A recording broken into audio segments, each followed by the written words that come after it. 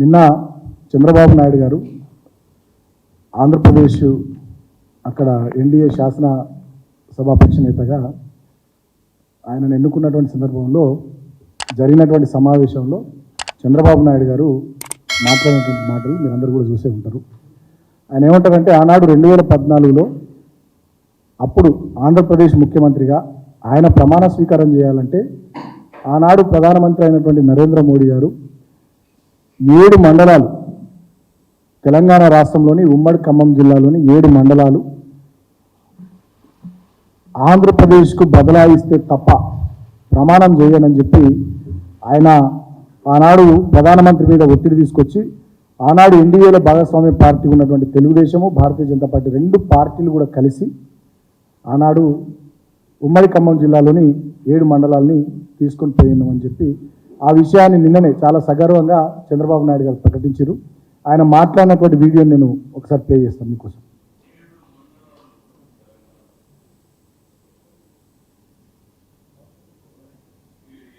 మండలాలు ఇవ్వకపోతే నేను ప్రమాణ స్వీకారం చేయను, నాకు ఈ పదవి వద్దని ఆ రోజు చాలా స్పష్టంగా చెప్పాను.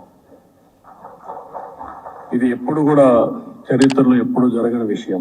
ఆ రోజు ప్రధానమంత్రి గారు నరేంద్ర మోడీ గారు ఇవన్నీ ఆలోచించి ఫస్ట్ క్యాబినెట్ మీటింగ్ లో పెట్టి ఒక ఆర్డినెన్స్ ఇచ్చి ఆ 7 మండలాలు ఆంధ్రప్రదేశ్కి ఇచ్చి తర్వాత పార్లమెంట్ సమావేశాలు పెట్టుకున్నారంటే అది ఒక చరిత్ర.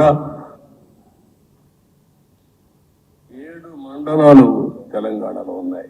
మీరు 7 మండలాలు ఇవ్వకపోతే నేను ప్రమాణ స్వీకారం చేయను, నాకు ఈ పదవి వద్దని ఆ రోజు చాలా స్పష్టంగా చెప్పాను.